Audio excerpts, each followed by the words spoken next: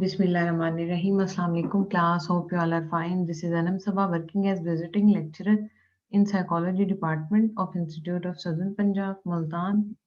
This is our 10th lecture of 10th week. The subject I am going to teach is Economics, Department Psychology, Class BA Psychology first semester. Recommended book for this subject is Principle of Economics, 3rd edition by Deviga Vejeda Salam and Karanagran Madwan. The chapter I am going to teach is chapter number 10, National Income. Contents to be covered in this lecture: national income, concepts of national income, methods of measuring national income, uses of national income, and at that problems of calculating national income. Firstly, we discuss about national income. What is national income? The flow of goods services by a nation over a period of time, usually a year. यानी कि goods and services का वो flow जो किसी भी nation में एक specific time period में प्रोडक्शन जिसकी की जाए, यूजुअली वो जो टाइम पीरियड होता है वो 1 ईयर होता है। अदर डेफिनेशन हम देखते हैं, national income is a total payment received by the factor of production in a country during a year. अब देखिए यहाँ पे हमने वर्ड यूज किया है टोटल पेमेंट का, जो कि रिसीव करते हैं हम फैक्टर ऑफ प्रोडक्शन से। प्रोडक्शन वाले चैप्टर में मैं ऑलरेडी आपसे डिस्कस कर चुकी हूँ। We have 4 factor of production: land, labour, capital and organisation. उन फैक्टर से जब हम प्रोडक्शन करते हैं तो वो जितनी भी प्रोडक्शन होती है कंट्री की विद इन अ ईयर, उसको हम काउंट कर लेते हैं, तो वो हमारी क्या होती है, नेशनल इनकम कहलाती है। Now we discuss some concepts of national income. Firstly, gross domestic product.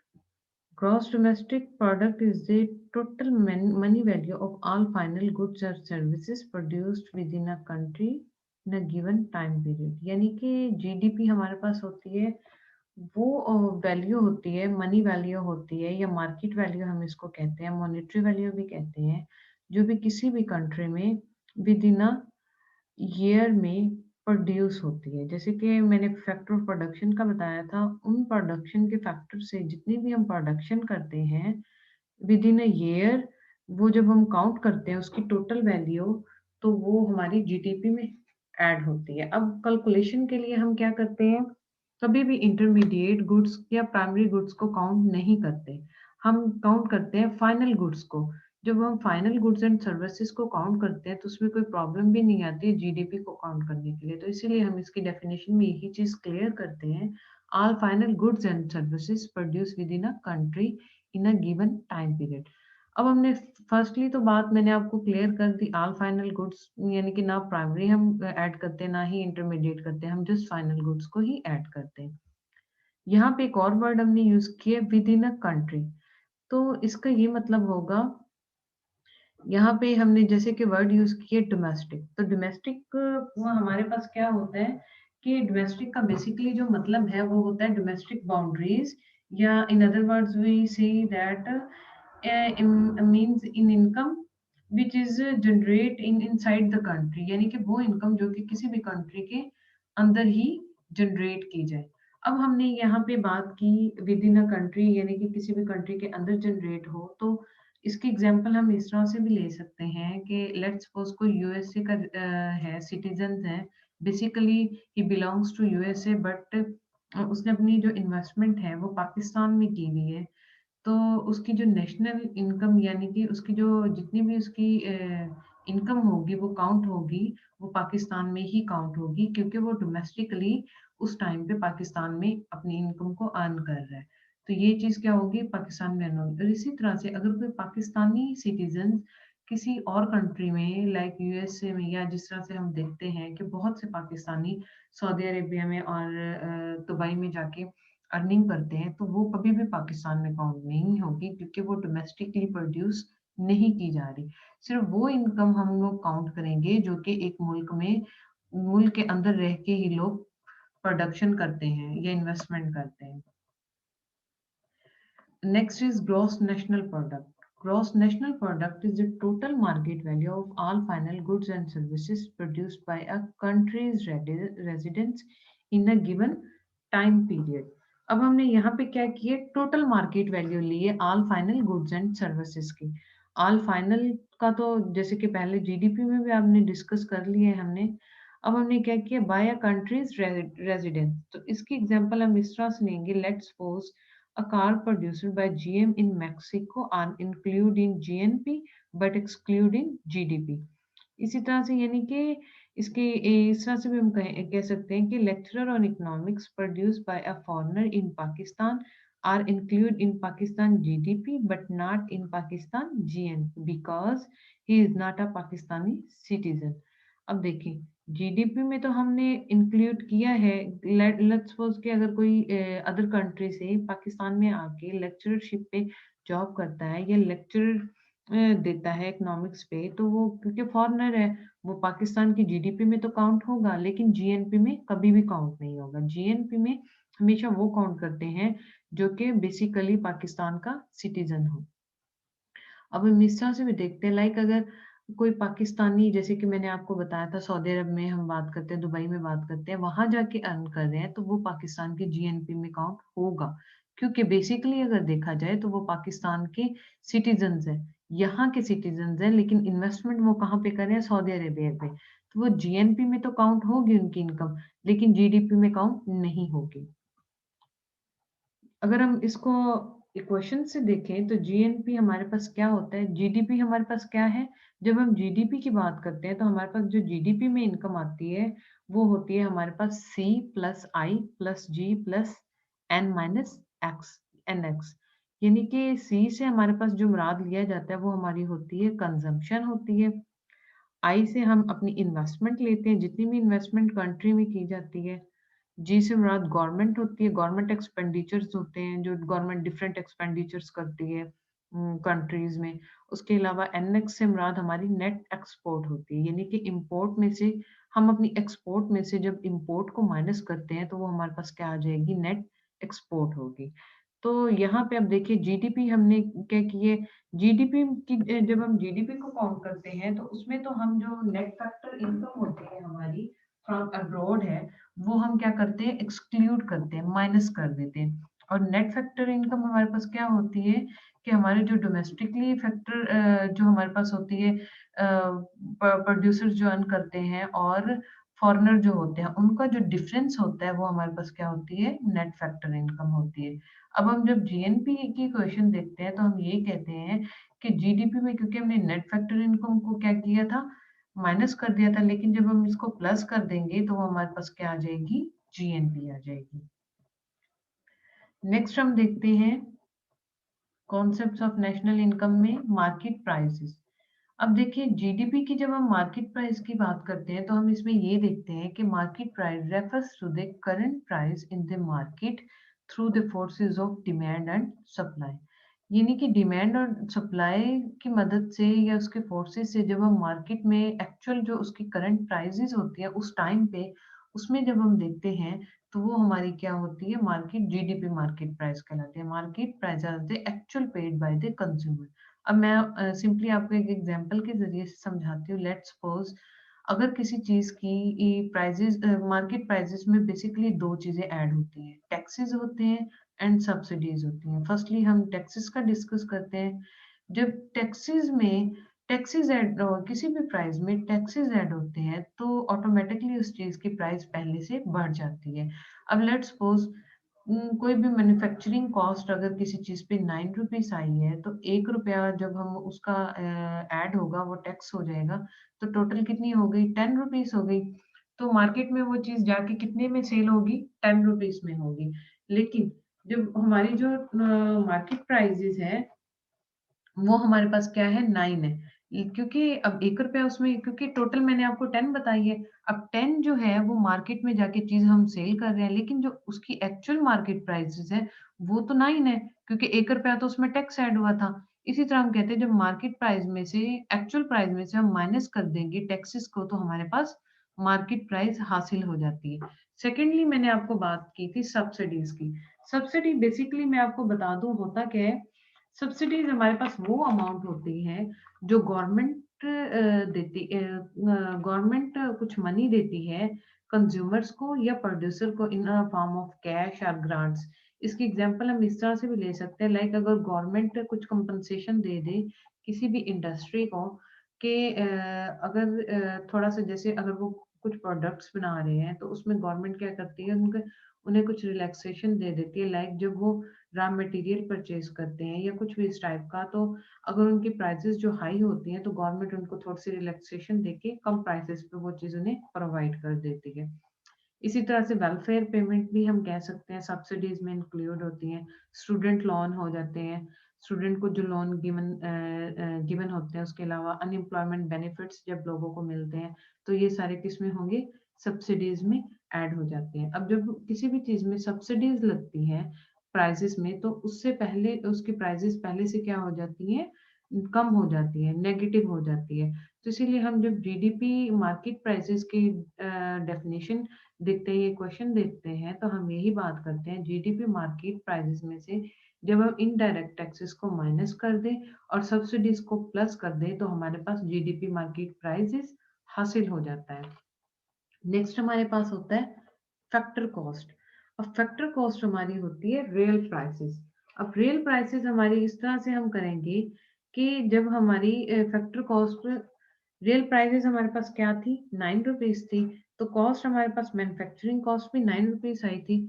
Factor cost is the real price that is earn by the producer और सेलर, यानी कि वो प्राइसेस जो प्रोड्यूसर या सेलर अर्न करते हैं।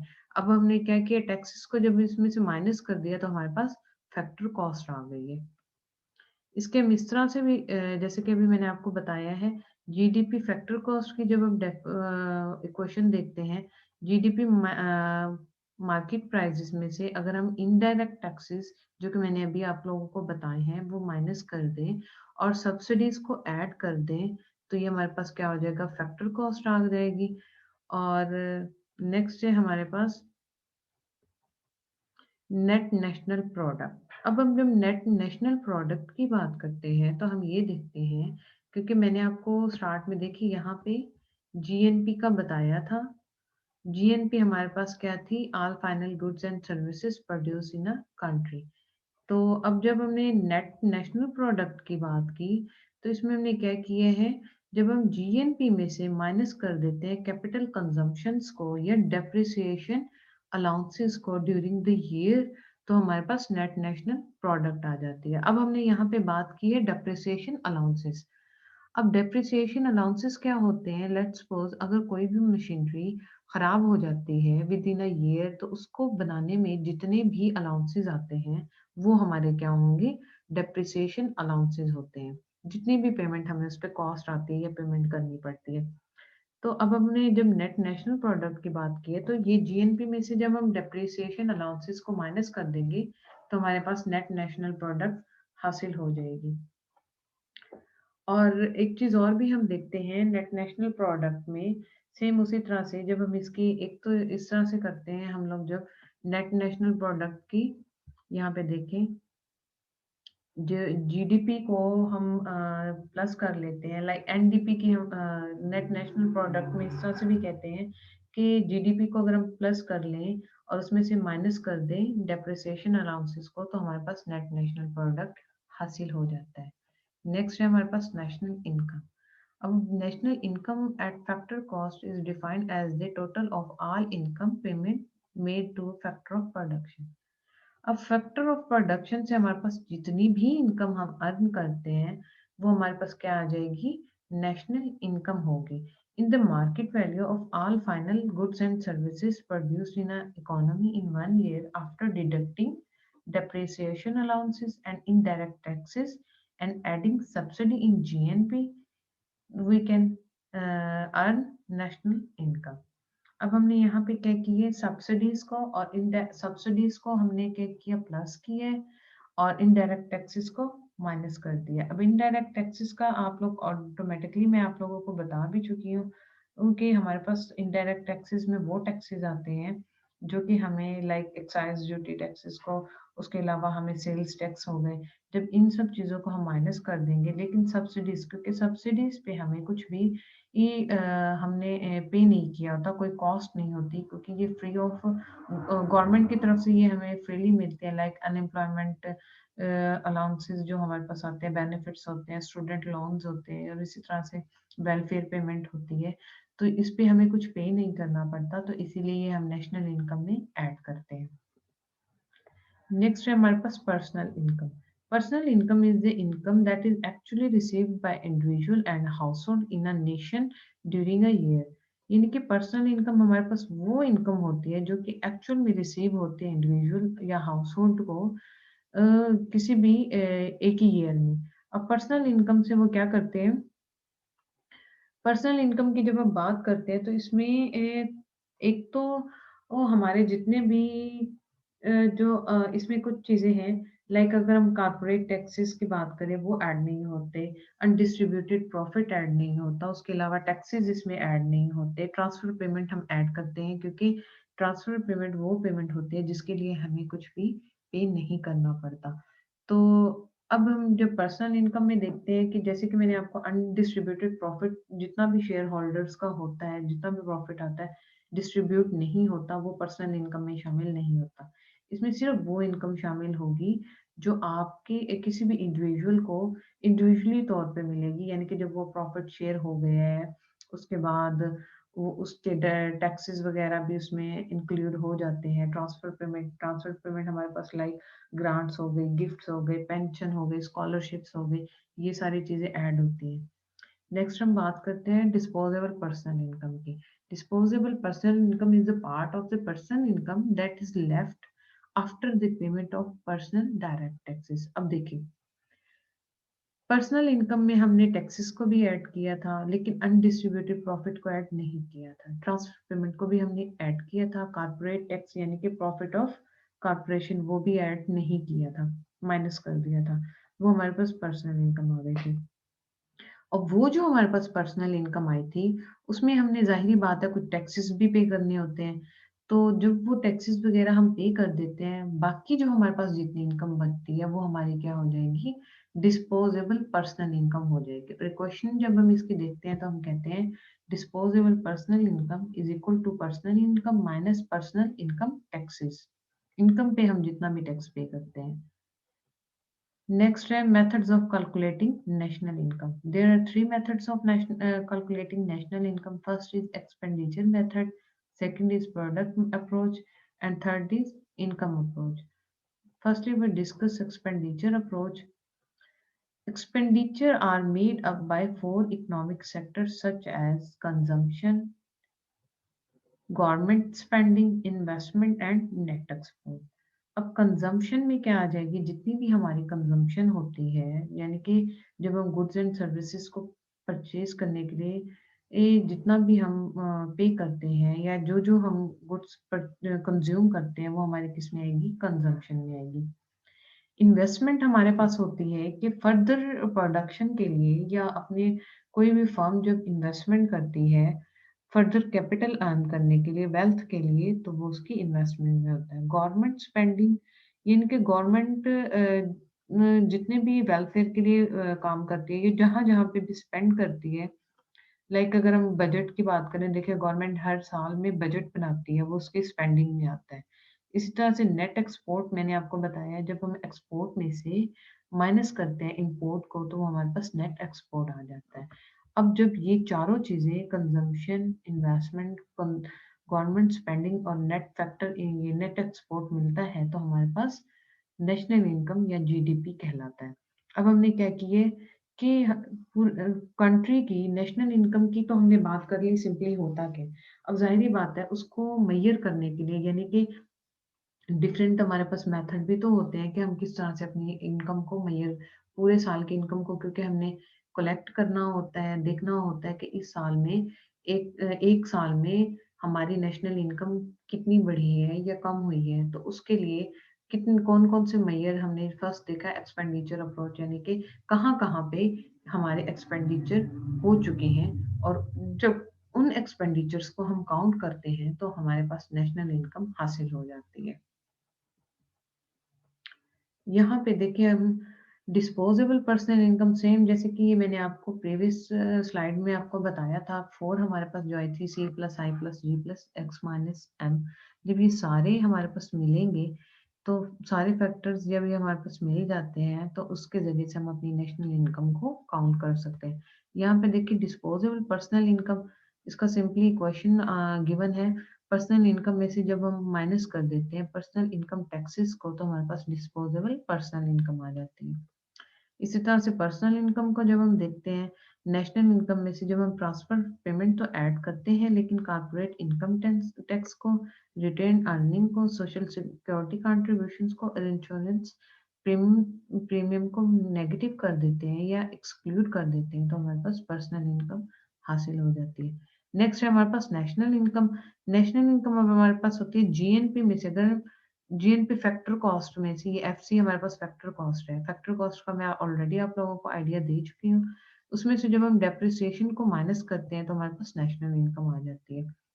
जीएनपी फैक्टर कॉस्ट हमारे पास कब हासिल होती है, जब हम मार्जिनल प्रोडक्ट में से, जो हमारे मैंने आपको एग्जांपल दी थी 10 रुपीज में से इनडायरेक्ट टैक्सेस को एक्सक्लूड करेंगे लेकिन सब्सिडीज को इंक्लूड करेंगे तो हमारे पास जीएनपी फैक्टर कॉस्ट हासिल हो जाएगा। सेम उसी तरह से जीएनपी मार्जिनल प्रोडक्ट हमारे पास क्या होती है, ओ सॉरी मार्केट प्राइसेस हमारे पास क्या होती है, जब जीडीपी मार्केट प्राइस में हम net factor income from abroad हम ऐड करेंगे तो हमारे पास जीएनपी मार्केट प्राइस हासिल हो जाएगा।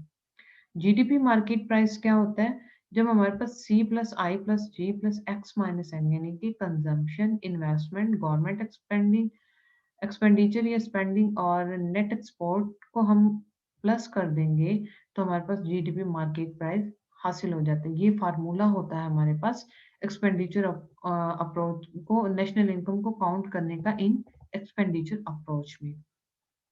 यहाँ हमारे पास एक टेबल गिवन है जिसमें हमारे पास कंप्लीट एक्सपेंडिचर हमने ऐड किए हुए हैं, सेम उसी तरह से जो जैसे मैंने आपको फार्मूले में बताया है। प्राइवेट हमारे पास एक्सपेंडिचर हो गए, उसके बाद पब्लिक एक्सपेंडिचर हो गए, private investment, change in stock को हमने कर लिया, उसके बाद हमने export of goods and non factor services को सेम उसी तरह से इम्पोर्ट को ऐड किया है। फिर gross domestic product at market prices का आप लोगों को आइडिया है। उसके बाद gross national product at market price हमने कुछ चीज़ें इनमें से जैसे इनडायरेक्ट टैक्सेस को हमने माइनस किया है, सब्सिडीज को ऐड किए है। उसके अलावा gross national product eight factor cost में हमने डेप्रिसिएशन को माइनस किया था। सेम फिर ये नेशनल इनकम में क्या हो जाएगा, पॉजिटिव साइन का मतलब यही होता है कि हमने किसी चीज़ को ऐड किया और माइनस साइन का मतलब यहाँ पे यही है कि हमने उस चीज़ को एक्सक्लूड या सब्ट्रैक्ट किए। यहाँ पे देखिए ये सारी वैल्यूज गिवन है जिसको हमने ऐड और सब्ट्रैक्ट किया है, तो इसके जरिए से हमारे पास क्या होता है नेशनल इनकम हम देख लेते हैं कि कितनी एक ईयर में हमारे पास नेशनल इनकम कितनी हासिल हुई है। नेक्स्ट हमारे पास अप्रोच है इनकम अप्रोच।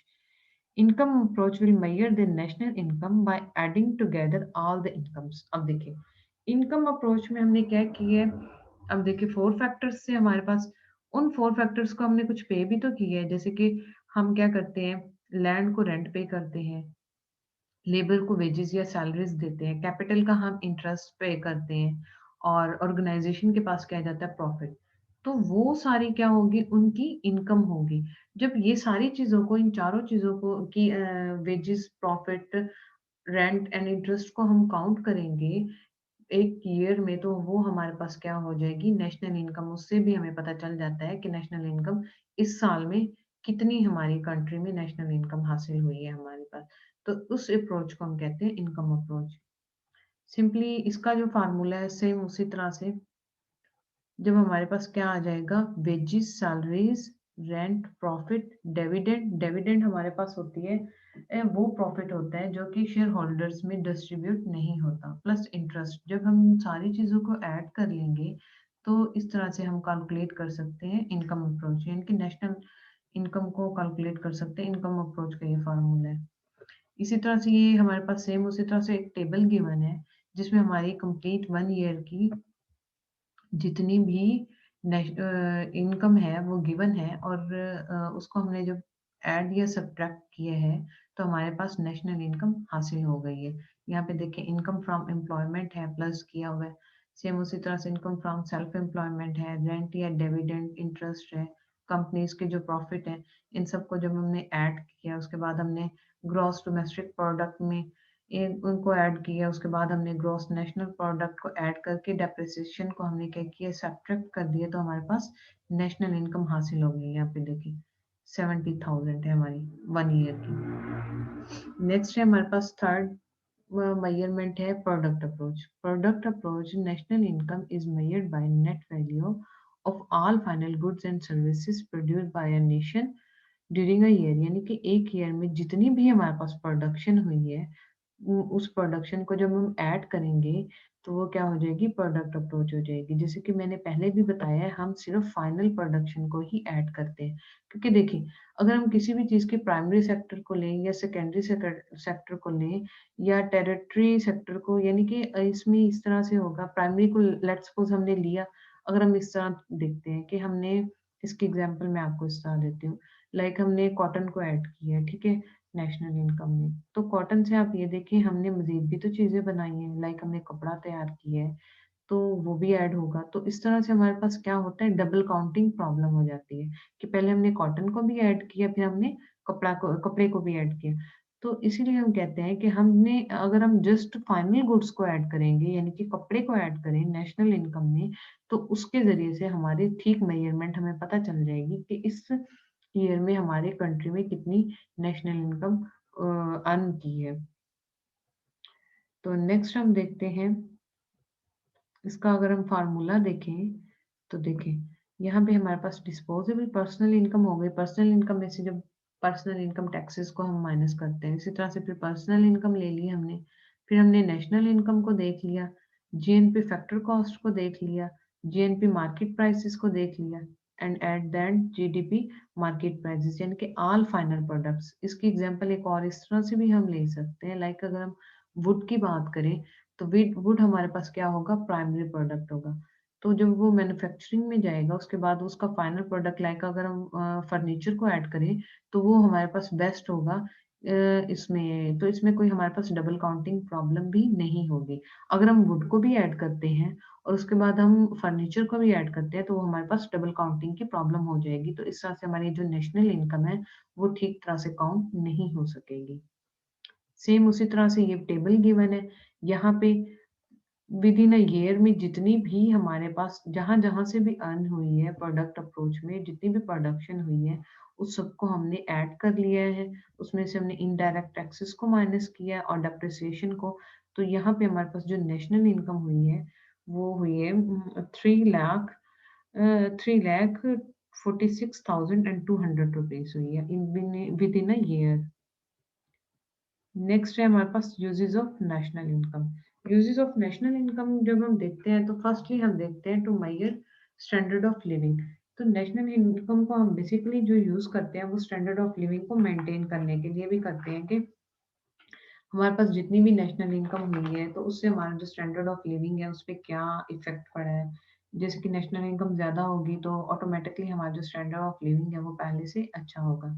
उसके बाद हम देखते हैं ये इसलिए भी यूज़ होती है national income distribution of income में। जैसे कि डिस्ट्रीब्यूशन में हम देखते हैं डिस्ट्रीब्यूट 4 फैक्टर्स में होती है, वो किस तरह से होती है, वेजेस में हो जाएगी, रेंट हो जाएगा, उसके अलावा प्रॉफिट हम देखते हैं, उसके अलावा ऑर्गेनाइजेशन का प्रॉफिट, वेजेस, रेंट, और लास्ट में हम बात करते हैं इसी तरह से डिविडेंड की हम बात करते हैं। तो ये सारे क्या हो जाएगा, डिस्ट्रीब्यूशन में आता है। उसके बाद हम देखते हैं पब्लिक सेक्टर। अब देखिए पब्लिक सेक्टर में भी ये यूज होती है। अब सेक्टर्स कुछ इस तरह से होते हैं, कंट्रीब्यूशन हम कर लेते हैं तो कुछ सेक्टर्स यानी कि पब्लिक जैसे कि इंडस्ट्रियल में भी आ जाते हैं, और इस तरह से काफी सारे सेक्टर्स में भी हमारी जो नेशनल इनकम है उसको हम यूज करते हैं। नेक्स्ट है हमारे पास नेशनल एक्सपेंडिचर। जब हम नेशनल एक्सपेंडिचर को देखते हैं तो उसमें भी ऑटोमेटिकली हमारी नेशनल इनकम, क्योंकि हमने मेजर करनी होती है एक्सपेंडिचर अप्रोच का ऑलरेडी जिस तरह से हमने पढ़ा है, तो उसमें भी हम क्या करते हैं, नेशनल इनकम को यूज करते हैं। नेक्स्ट है हमारे पास to measure the rate of growth of the country. अब हमें नेशनल इनकम इसलिए भी यूज करते हैं ताकि हम अपने एक कंट्री की ग्रोथ रेट को मेजर कर सकें। अब ग्रोथ रेट को कैसे मेजर करते हैं कि आया अगर हमारी नेशनल इनकम को जब हम काउंट करते हैं तो प्रीवियस जो हमारी ईयर की नेशनल इनकम होती है उससे कंपेयर करते हैं, फिर हम ये चीज़ देखते हैं कि हमारी जो नेशनल इनकम है वो प्रीवियस ईयर से ज़्यादा है, यानी कि ग्रोथ हो रही है या नहीं हो रही। तो ये एक मतलब बहुत ही हमारे पास बेनिफिट होता है नेशनल इनकम को यूज़ करने का, जिसके ज़रिए से हम अपनी ग्रोथ का आइडिया लगा लेते हैं। नेक्स्ट है हमारे पास to compare wealth between countries. अब हम कंट्रीज की जो वेल्थ होती है उसको भी क्या करते हैं, कंपेयर करते हैं absolute size of the economy with other countries, कि हमारी जो कंट्री की नेशनल इनकम है, यानी कि या पर कैपिटा इनकम है, वो अदर कंट्रीज से ज्यादा है या कम है। नेक्स्ट है हमारे पास to identify sectoral contribution. Sectoral contribution में जब हम देखते हैं तो हम ये देखते हैं कि कौन सा सेक्टर सबसे ज्यादा कंट्रीब्यूशन कर रहा है। तो इस तरह से अगर हम बात करें तो हमारे पास लाइक अगर सेक्टोरल में देखें तो पाकिस्तान में देखें तो एग्रीकल्चर सेक्टर एक ऐसा सेक्टर है जिसकी कंट्रीब्यूशन इस टाइम में सबसे ज्यादा है। लास्ट हमारे पास यूजेस ऑफ नेशनल इनकम होता है to assist in national planning. अब देखिए जैसे कि हमने ग्रोथ की बात की थी, तो ऑटोमेटिकली ये हमारे पास क्या हो जाएगा, नेशनल प्लानिंग में हमारे पास काम आएगा कि किस तरह से अगर हमारी नेशनल इनकम प्रीवियस ईयर से कम है तो किस तरह से हम प्लानिंग करके अपनी नेशनल इनकम को बढ़ा सकते हैं। उसके बाद हम देखते हैं लास्ट जो हमारा टॉपिक है, problems of calculating national income, यानी कि नेशनल इनकम को कैलकुलेट करने में हमें कौन कौन से प्रॉब्लम्स मतलब कौन कौन सी प्रॉब्लम्स हमें फेस करनी पड़ती है। तो फर्स्ट जो हमें प्रॉब्लम होती है वो हमारे पास होती है problem of illiteracy. Problem of illiteracy, या इसको हम इस तरह से भी कह सकते हैं कि हमारी जो वो होती है, यानी कि हमारे पास जो जितनी भी फर्म है या जितने भी एम्प्लॉयर्स हैं उनके पास कंप्लीट नॉलेज नहीं होता कि वो किस तरह से ये टेक्नोलॉजीज का यूज कर सके, और इस तरह से उन्हें काफी सारी प्रॉब्लम्स होती हैं। या इसको हम इस तरह से भी कह सकते हैं लैक ऑफ ट्रेन स्टाफ, यानी कि collection of data require trained and qualified persons. However, the underdeveloped countries like Pakistan do not have trained staff in sufficient number. Government simply cannot afford to employ a large number of enumerators, so services of low-paid employers of different departments are obtained to collect the data. Next point is problem of multi occupations. In underdeveloped countries like Pakistan, millions of workers are engaged in more than one profession to supplement their incomes. So these workers have no occupational identity. अब देखिए पाकिस्तान में जिस तरह से हम बात करते हैं तो वर्कर्स जो हैं एक से ज्यादा काम कर रहे हैं, जबकि उनके पास मतलब कुछ ऐसे भी काम होते हैं जो वो कंप्लीटली तौर पे उन्हें नॉलेज नहीं होता, लेकिन वो क्या करते हैं बेसिकली इनकम अर्न के चक्कर में वो काम भी कर रहे होते हैं जिनका उन्हें कंप्लीटली नॉलेज नहीं है। तो इस तरह से भी हमारे पास क्या होता है sometime no occupational specialisation income from different occupations can not be include in a national income accounts. तो ये हमारे पास एक प्रॉब्लम आती है। Next is problem of false information. Sometime हमारे पास क्या होता है, जो इन्फॉर्मेशन होती है वो सही नहीं गिवन होती। फॉल्स इन्फॉर्मेशन में हम इस तरह से भी कह लेते हैं कि हमने क्या किया, प्राइमरी गुड्स को भी प्राइमरी जो हमारे पास हो गया उसको भी ऐड कर लिया और हमने फाइनल गुड्स को भी ऐड कर दिया, तो हमारे पास फॉल्स इन्फॉर्मेशन हो जाती है। इसमें इस तरह से होती है ब्लैक मनी ये जो होती है वो भी नेशनल इनकम में काउंट नहीं होती। और इस तरह से मतलब समटाइम ये होता है कि कोई इंडस्ट्री ये अपनी ठीक से अर्निंग नहीं बताती कि वो ईयरली कितना अर्न कर रही है, तो वो भी हो जाएगी। मतलब अगर वो ज़्यादा भी अर्न कर रही है तो वो समटाइम कम बताती है कि उसको ज़्यादा से ज़्यादा टैक्सेस पे नहीं करने पड़े, तो वो भी क्या होता है फॉल्स इन्फॉर्मेशन होती है, जिसकी वजह से नेशनल इनकम को कैलकुलेट करने में प्रॉब्लम की दिक्कत होती है। नेक्स्ट हमारे पास जो पॉइंट है वो है प्रॉब्लम ऑफ डबल काउंटिंग। अब डबल काउंटिंग किस तरह से होती है, लाइक अगर प्राइमरी गुड्स को भी हम इंक्लूड कर ले, जैसे कि वुड की मैंने आपको एग्जांपल दी थी, हम वुड को भी इंक्लूड कर ले और फाइनल गुड उसका जो बनेगा फर्नीचर हम उसको भी ऐड कर ले। जब हम दोनों को ऐड कर लेते हैं तो ये डबल काउंटिंग हो गई, जिसकी वजह से हमारी नेशनल इनकम में प्रॉब्लम हो जाती है, 2 टाइम्स हमारे पास कैलकुलेट हो जाएगी इनकम। नेक्स्ट है प्रॉब्लम ऑफ एक्सपर्टीज, एक्सपर्टीज में वही बात आ जाती है कि हमारे पास जो लेबर होती है वो स्किल्ड नहीं होती, यानी कि उनके पास इतनी स्किल्स नहीं होती कि वो टेक्नोलॉजीज का बेटर यूज कर सके। तो उसमें भी क्या होती है, प्रॉब्लम्स आ जाती हैं कि और सम टाइम ये होता है कि उन्हें आइडिया नहीं होता कि वो किस तरह से अपनी जो उनकी प्रोडक्शन हो रही है उसको ऐड करें। तो ये भी एक प्रॉब्लम होती है कि नेशनल इनकम सही से काउंट नहीं होती। नेक्स्ट है हमारे पास problem of less sophisticated machinery. Sometime हमारे पास क्या होता है, जो हमारी मशीनरी है वो हमारे पास ठीक से नहीं होती। तो उसकी वजह से क्या होता है, क्वालिटी जो हमारी प्रोडक्ट्स की होती है, गुड्स एंड सर्विसेज चेंज होती रहती है over time, because new producers which did not exist previously come into uses. They make the uses of GNP statistics as an indicator of change in welfare a difficult task. तो उस तरह से भी क्या होता है, हमारी जो नेशनल इनकम की जो काउंटिंग होती है उसमें प्रॉब्लम होती है।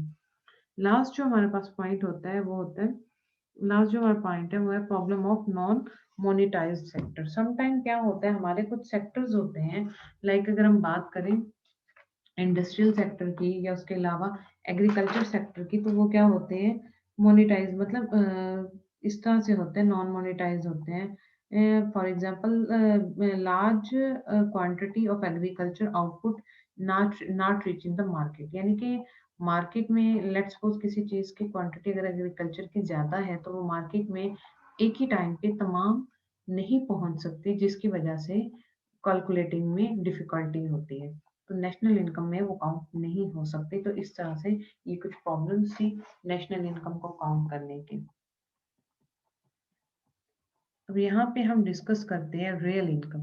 रियल इनकम हमारे पास वो इनकम होती है, देखिए इनकम्स होती है टू टाइप्स की, ग्रॉस भी होती है, रियल भी होती है। अब रियल इनकम क्या होती है, जब हम रियल जीएनपी यानी कि ग्रॉस हमारे पास एक्चुअल जो इनकम होती है ना, टोटल हमारी जितनी भी इनकम है वो हमारी क्या हो जाएगी, ग्रॉस इनकम होती है। उसमें से जब हम मतलब बेस ईयर में उसमें से इसकी एग्जांपल मैं आपको इस तरह देती हूँ, लाइक कि डेप्रिसिएशन को अगर हम ग्रॉस आपकी इनकम हो गई, जो आपकी एक्चुअल इनकम होती है, टोटल इनकम, उसमें से लेट्स सपोज अगर आप डेप्रिसिएशन अलाउंसेस क्योंकि आपने मशीनरीज पे करने होते हैं, जब आप वो निकाल दें यानी कि माइनस कर दें, तो बाकी जो आपके पास बचती है वो आपकी होती है रियल इनकम। अब रियल इनकम में हम क्या करते हैं, इसका फार्मूला जब हम देखते हैं, real GNP equal to base year index plus multiplied by current nominal GNP, current price divided by current prices index, यानी कि करंट नॉमिनल जीएनपी हमारे पास होती है एक्चुअल जो हमारे पास, यानी कि अगर हम 2020 में देखें तो हमारी जो प्राइसेस होंगी या प्रोडक्ट होंगे वो नॉमिनल के साथ ही हम इसको मल्टीप्लाई कर देंगे। लेकिन अगर हम क्या करते हैं, बेस ईयर को इस तरह से करते हैं कि हम कोई भी एक ईयर को, यानी कि पिछली अगर हम जब हम एक पूरी एक टेबल के जरिए से हमने क्या करना है, अपनी जीएनपी को जब हम काउंट करते हैं तो किसी भी एक ईयर को हम क्या करते हैं, बेस ईयर बना देते हैं। उसी ईयर के साथ हम अपनी प्राइसेस को क्या करते हैं, प्राइसेस को बेस ईयर की जो प्राइसेस हैं उनके साथ बाकी जितने भी ईयर्स की क्वांटिटीज होती हैं उनको जब हम मल्टीप्लाई कर देते हैं तो हमारे पास क्या आ जाएगी, रियल जीएनपी या रियल इनकम उसको हम नाम दे देते हैं। तो इसी तरह से जब हम ग्रोथ रेट की बात करते हैं, ग्रोथ रेट क्या होता है, रियल जीएनपी ईयर वन में से जब हम यानी कि ग्रोथ रेट इस तरह से भी होगा कि अगर हमने क्या किया, प्रीवियस ईयर की इनकम को, जो कि हमारे पास क्या है, यहाँ पे देखिए जीरो, तो उसमें से हमने क्या किया, माइनस किया है हमारे जो करंट ईयर की इनकम है, और उसको फिर हमने मल्टीप्लाई कर दिया है 100 से, देन हमने डिवाइड किया real GNP year base year से, तो हमारे पास क्या हो जाता है, ग्रोथ रेट हासिल हो जाती है। यानी कि ग्रोथ रेट का हमें कि हमने प्रीवियस ईयर में कितना अर्न किया था, तब हमारी नेशनल इनकम क्या थी, और अब हमारी नेशनल इनकम क्या है। यानी कि अगर अब हमारी नेशनल इनकम पिछले ईयर में कम थी और इस ईयर में ज्यादा है, तो ऑटोमेटिकली जो हमारा ग्रोथ रेट है वो हाई होगा। और अगर हमारी प्रीवियस ईयर की नेशनल इनकम ज्यादा थी और इस ईयर की नेशनल इनकम कम है, तो हमारा जो ग्रोथ रेट है पहले से कम होगा। नेक्स्ट जो हमारे पास नेशनल इनकम का एक कॉन्सेप्ट होता है, वो होता है per capita income. Per capita income मैं आपको पहले बता चुकी हूँ कि जब हम नेशनल इनकम में से डिवाइड कर देते हैं, यानी कि पूरी हमारी नेशनल इनकम एक ईयर की जितनी भी इनकम होगी, उसको हम अपनी पॉपुलेशन पे डिवाइड कर देंगे, तो वो हमारे पास पर कैपिटा इनकम हासिल हो जाती है। तो ये था हमारा आज का लेक्चर। अगर आप लोगों को इस लेक्चर में कोई भी इश्यू है या कुछ भी, तो आप अलग सिस्टम पे मुझसे डिस्कस कर सकते हैं। इंशाल्लाह we will discuss in next lecture determination of national income. So thank you so much. Allah Hafiz.